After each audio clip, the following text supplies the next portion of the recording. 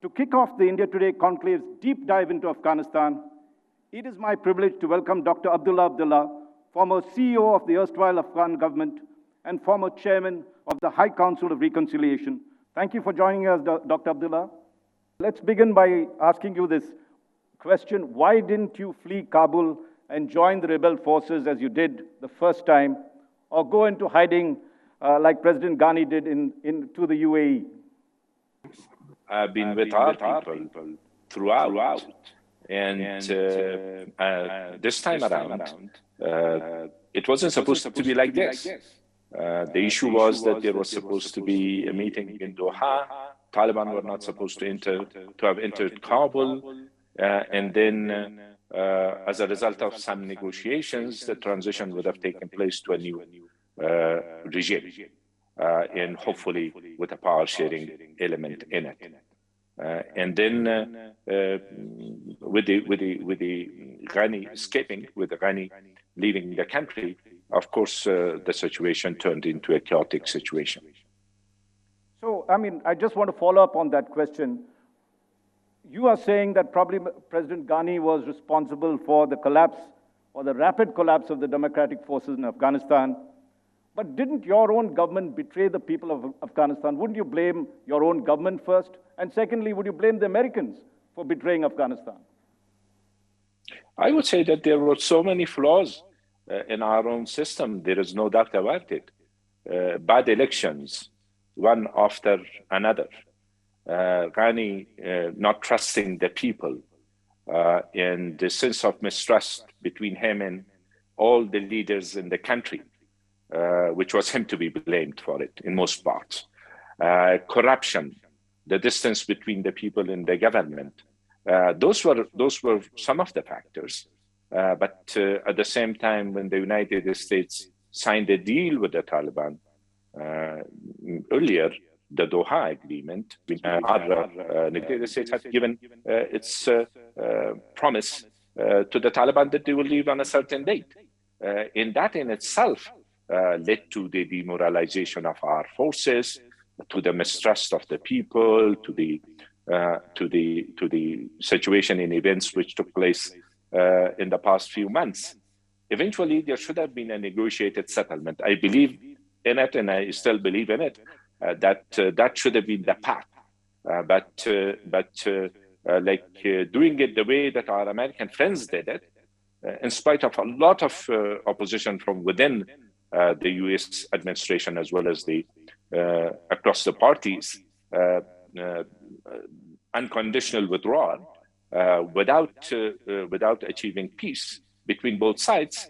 That, of course, was an element which was very evident right from February 2020. Now, Dr. Abdullah, we saw the ISI chief visit Kabul soon after the Taliban victory. So what role did Pakistan and the ISI play in the Taliban's return to power? Has the Haqqani network, which Pakistan backs, gained complete dominance in the new Taliban regime? I would say that the role of different countries, but the point is that there is the Taliban, they call them the Islamic Emirate, and there are different leaders within. At the moment, there is a sort of role for every group in the system. Yes, some group may be dominating more, and they had some discussions at the beginning before getting to an agreement on a formation of an interim government, but now they are working together. But are you concerned about Pakistan's deep involvement? There is every evidence that Pakistan is playing a major role with the new Taliban regime. Of course, Taliban's closest relations is with Pakistan. It has been like this in the past 3 decades. But more important is that the path that Taliban are taking. Would they continue the same way as they have done so far, where have not been able to address the concerns of the people, and the people are fleeing the country? They have legitimate concerns about their future. about the security in Afghanistan, the presence of other terrorist organizations like Daesh and other groups in the country, which is part of the security concerns, about the future of the political future of the country. With this will be a pluralistic society with different ideas competing with one another in a peaceful and civil manner within an overall framework. What will be the role of women in the society, the education for girls, higher education, freedom of speech, and certain other freedoms. All of these are serious concerns for the people. And also, countries of the region have their own issues. So the way ahead, the steps forward, or the decisions made by the Taliban will define the future of Afghanistan. If it is unstable Afghanistan, it will not help any country, including Pakistan. And if the people are not unified, if they don't see that they are part of the future of the country, and if they are fleeing the country because of the concerns that they have, that will not be a suitable situation for anybody. Now, if you see what's happened in the formation of the government, there is not a woman in the cabinet. Minorities have been represented very meagerly. This looks like the Taliban of the past, Taliban 1.0 and not 2.0. Do you see any change? What is your advice to the Taliban government in terms of plurality and also in ensuring that they meet the people's needs? No, our views are very, very clear. In this country, not only the right of education, but also the right of political participation and participating in the development of the country, in working together with their countrymen in order to take Afghanistan from where it is to where it ought to be. Without the role of women, that cannot be materialized. That's very obvious, and also in our conversation with some of the leaders of Taliban, which we had met in the earlier days, we have shared our views with them. What is Dr. Abdullah, you're in Kabul. What is the situation there in your country? Is it troubled? Is there a humanitarian crisis? Are people suffering? We don't get too much information out here. What is your views on this? The humanitarian situation is the most serious one throughout the country. It was there earlier as well because of the continuation of the war, but with the recent developments, it has exacerbated many folds because some Hindus have left. Humanitarian organizations are not functioning in the same way that they used to do, though the UN and UN organization, different institutions, they are trying to work it out. So the country is in need of humanitarian assistances. Economy is not moving at this stage. The banking system are working, but very slowly. And also there are attacks by Daesh in different parts of the country. This morning in a mosque in Kunduz, too many people were killed, unfortunately, during prayers around noon. And so this is there is the Daesh attacks. So still the people are not being assured about the path, the way forward. That's the main thing. There is an aura of uncertainty. That's what worries the people. You had always regarded India as a friend of Afghanistan. What is the role that India can play in the months ahead? Do you think we should resume diplomatic ties with Afghanistan and, at some point, even recognize the government? What would be your benchmarks for India to recognize the new regime that's there? I think, like most other countries, India is also making its mind about what to do, making up its mind about what to do. Of course, anything in support in terms of humanitarian assistances will be helpful to the people of Afghanistan.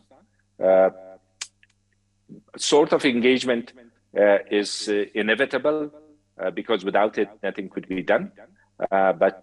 Also working with the rest of the neighboring countries of Afghanistan in countries of the region in order to have a collective sort of unified position with coherent messages to the people of Afghanistan that support for the people will continue, but for the countries in order to be able to move forward in providing those supports. Of course, there are requirements which have to be met. I'm encouraging humanitarian assistances to the people of Afghanistan at this moment. Now, apart from that, if you had to give some benchmarks that nations like India should, put so that if we have to either resume diplomatic ties or recognize the government at some point, we don't know when, what would, in your opinion, be the 5 or 6 major things the current regime should do so that the world is assured that they are on the right track and not going back to their bad old ways?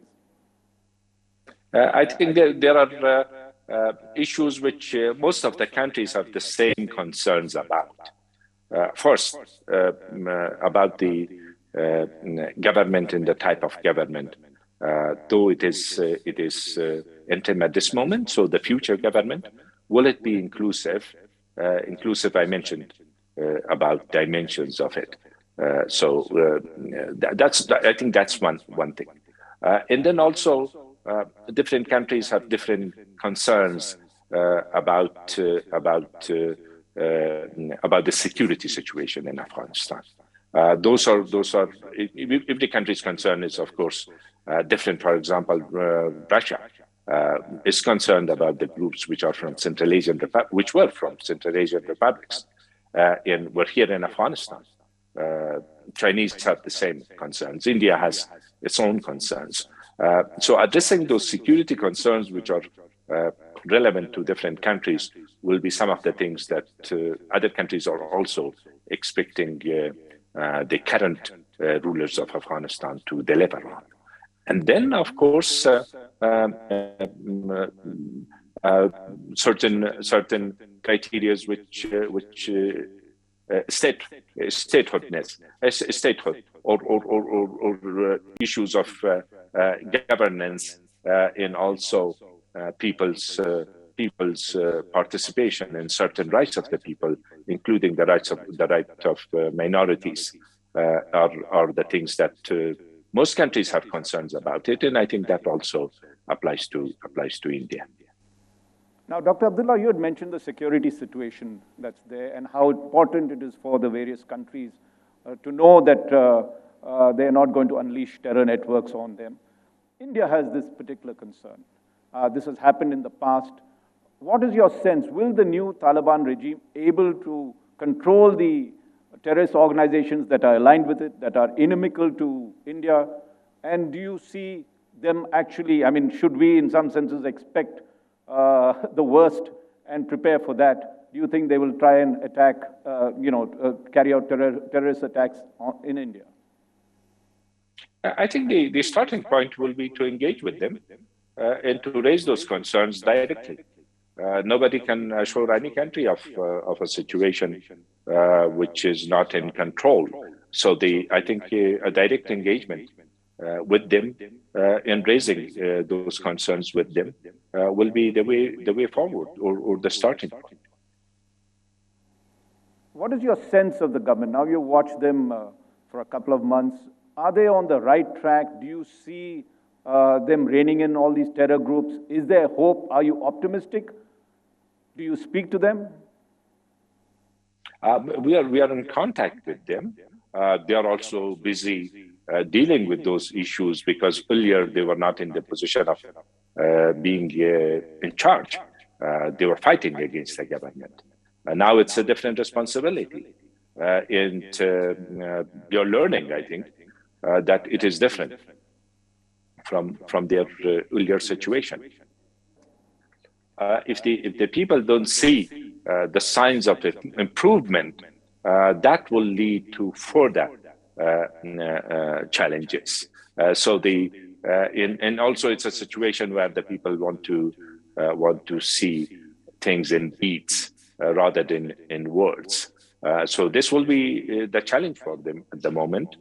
Yes, it's the early weeks. It's only 2 months from the almost 2 months from the fall of Kabul, but still the pressing issues are there as far as the expectations of the people are concerned. Now China has enlarged its footprint in Afghanistan. What are the pluses and minuses of having China as a big brother? Can the Taliban regime survive solely on China and Pakistan support? If you recall, in the first regime, they had only 3 countries supporting it. Just a few weeks ago, I met with the representatives of the special envoys of China, Russia, and Pakistan. We met together with former President Karzai here. More or less, they also have the same expectations, more or less, and the same concerns. And their tone might be different. Their expectations might be different, but some of the challenges are the same. Okay, I want to also come to an area that we've seen a lot of the resistance collapsing in Afghanistan against the Taliban regime. Of course, the Panjshir resistance continues, if not in Panjshir, but at least in neighboring countries. Do you see the Panjshir Valley resistance staging a fight back, or do you expect a reconciliation process? The 2 things I need to refer to, first I came to Panjshir when there was the fighting was about to start. Prior to that, there were some contacts between Kabul and Panjshir, and there were some efforts in order to avoid fighting. I don't go into those details of it, but it didn't work, unfortunately. And fighting took place in Panjshir, and there have been a lot of consequences. As a former chair of the reconciliation, I always believe in negotiations first. Afghanistan has been in war in the past 42 years, and the people have paid a very high price. For me, the priority should have been given to the talks in negotiations rather than fighting. But today, of course, the situation is as it is. Now, you don't fear for your life in Kabul, do you? I mean, in the last time you were a refugee, in some senses, in Tajikistan, where we met, you're outside your country, but this time you're here. What is the role you see for yourself in this? And as I said, your audio was not very good at that time. Why didn't you flee the country and join the resistance movement, or go into hiding as Dr. Ghani did? I mean, Ashraf Ghani did, the former president did. Going with Ashraf Ghani and fleeing with Ashraf Ghani and joining a national traitor for his during his last day in Kabul would have been the last thing that I would do in my life. So staying in Kabul was a deliberate decision. It wasn't based on the deal or an understanding with the Taliban, never like that. And then, of course, being with the people which had supported us, which had respected us as leaders, and then in the most difficult day of their life, perhaps in the past 4 decades, leaving them alone was something that I thought that I shouldn't do it, and I decided to stay. There wasn't any assurance or any certainty on what would happen, but I don't regret staying here. Today I'm staying here as a citizen of the country, and without a role, and I don't expect any role in any system. Nobody has offered, but more than that is that that was not based on me expecting something here in staying in Kabul, just to be with the people. And today also, my residence is at least is an address for the people. But I know what's the situation in the country and what is going on in the country. I'm in contact with Afghan friends and partners outside Afghanistan. That is my current role. You never feared for your life. I mean, one of your former presidents was hung, if you recall, from the lamppost in Kabul. Did you ever face danger of that kind? You refer to earlier situation that when we met in Tajikistan, I was passing through Tajikistan at that time. I had never been a refugee except for the earlier years of my life, my struggle in 80s, which for a year and a half, I was a refugee in Pakistan before returning back to Afghanistan and joining the resistance against the Soviets. For the rest of my life, I've been in Afghanistan throughout, under difficult conditions and circumstances.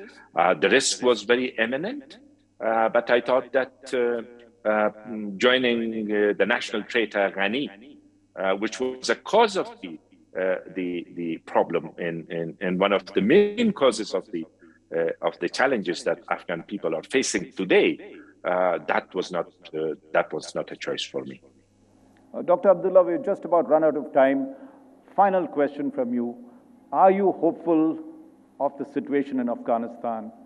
And if so, why? And if not, why not? No, the issue is that I can see the challenges. I'm sorry? To be the same. One cannot be optimistic, but I've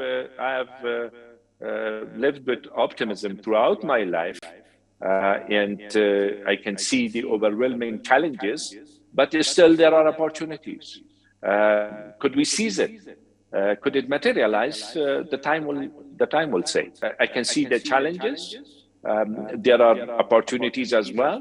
Can we seize as a nation, Afghan nation, can we capitalize on those opportunities? Only time can tell. Dr. Abdullah, there's just news flowing in that 50 people have been killed in Afghanistan. What is your reaction to that news in an attack? There was an attack on a mosque, if that's what you are referring to. Dozens of people have been killed and injured, unfortunately. That's the tragedy of the Afghan people. I mentioned about the security challenges and the challenges that the people are faced with. My condolences to those families who have lost their loved ones. And that's the situation that we want to see an end to it. So this is part of the security issues that the country is faced with. Well, Dr. Abdullah, I know you live in a very troubled country in a very troubled time, and getting Afghanistan right is critical, not just for the world, but for humanity itself on this, particularly for India. The concerns are very high in terms of security and their ability to control the various terrorist networks and not turn them on us. I wish you all safety and health in Kabul, and look forward to interacting with you again. And thank you very much for coming to the India Today Conclave. Ladies and gentlemen, let's give Dr. Abdullah a very warm round of applause. Thank you. Thank you. Thank you very much. Thank you. Thank you, Mr. Minister. Thank you. Thanks.